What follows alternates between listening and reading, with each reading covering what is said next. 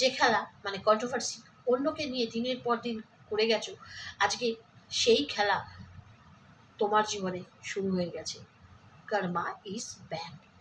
আজকে যে কান্না তুমি হাত জোর করে সবার কাছে কাঁদছো যে আমার ফ্যামিলিটাকে ছেড়ে দাও, আমাকে যা খুশি বলো, কিন্তু এমন সময় গেছে তুমি MSN এর ওই ছোট বাচ্চাটাকেও ছাড়োনি, তার পরিবারটাকে রাস্তায় নিয়ে এসে দাঁড় করিয়ে দিয়েছিলে, তাদের ভেতর অশান্তির চরম পর্যায়ে টেনে এনেছিলে, তার সাংসারিক জীবনকে তছনছ করে দিয়েছিলে।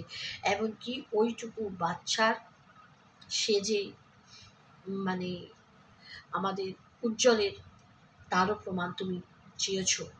কতটা নিচু মানসিকতা হলে তবে এই রকম জিনিস, এইরকম নোংরা কন্ট্রোভার্সি করতে পারো। আর এই জামা খুলেই যে মানে নোংরা হওয়া যায় তা নয়, মুখেও কখনো কখনো নোংরা স্ল্যাং ল্যাঙ্গুয়েজ ইউজ করে নোংরা হওয়া যায়, যেগুলো তুমি এত দিন ধরে অনেকের সাথে করে এসেছো, অনেকের পরিবারকে টেনে তাদের মানে রাস্তায় নামিয়ে তুমি ভিউজ কামিয়েছ।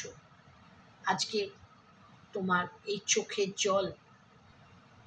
যে জল পড়েছে সেটা তাদের প্রত্যেকের চোখের জলের হিসাব, বুঝেছ? প্রত্যেকের চোখের জলের হিসাব। একদিন তুমি যেভাবে প্রত্যেকটা মানুষের সংসারকে তছনছ করে দিয়েছ, আজকে যখন নিজের সংসারের ওপর দিয়ে সেটা বয়ে যাচ্ছে তখন সেটা তুমি আর সহ্য করতে পারছো না, খুব কষ্ট হচ্ছে। অথচ দিনের পর দিন তুমি নোংরা কন্ট্রোভার্সি করে গেছো, প্রত্যেকের পরিবারকে নিয়ে, প্রত্যেকের সম্পর্ককে তুলে, কারোর বাবার সঙ্গে, কারোর ভাসুরের সঙ্গে, কারোর দেওরের সঙ্গে শুইয়ে দিয়েছ। আজকে কেন নিতে পারছো না? তোমার প্রত্যেকটা ভিডিওতে তোমারই ভালোবাসার ভিউয়ার্সরা তাদের হেগে আসা,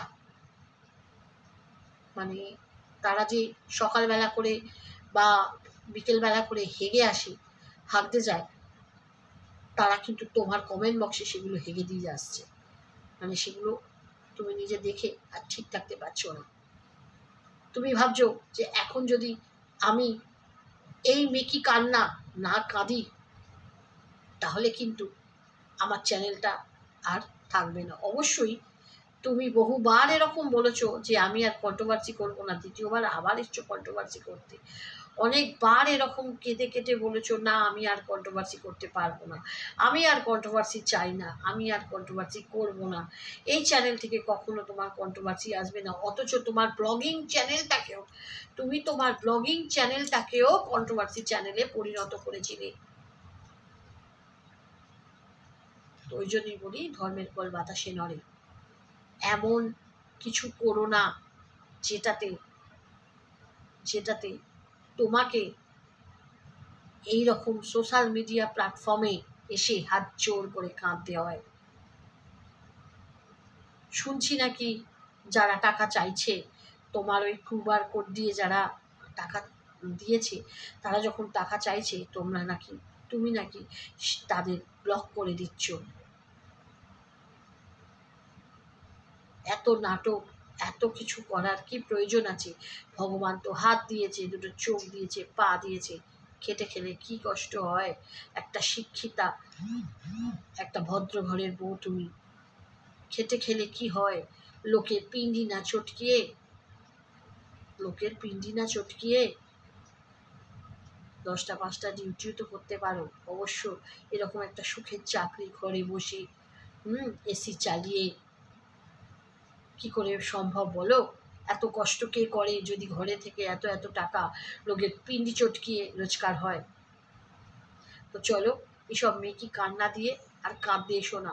তোমার এসব কুমিরের কান্না, বুঝেছো?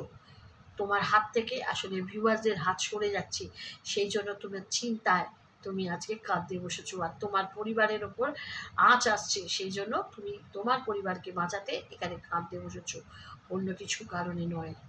তো তুমি অনেক সাথীর খিলাড়ি, বুঝেছো? অনেক সাথী। তোমার সঙ্গে কারোর ভালো রিলেশন কখনো করতে পারোনি, শুধু তোমার ব্যবহারের জন্য। তুমি সবাইকে ইউজ করেছো, কিন্তু তুমি কারোর ভালো হয়ে উঠতে পারোনি, মনের মানুষ হয়ে উঠতে পারোনি। তোমার কাঁধে সেও মাথা রেখেছিল, কিন্তু তুমি তাকেও কখনো না কখনো কল রেকর্ডিং রিফিল করেছো। তারও তোমার তো কিছু হলেই কল রেকর্ডিং চলে আসে।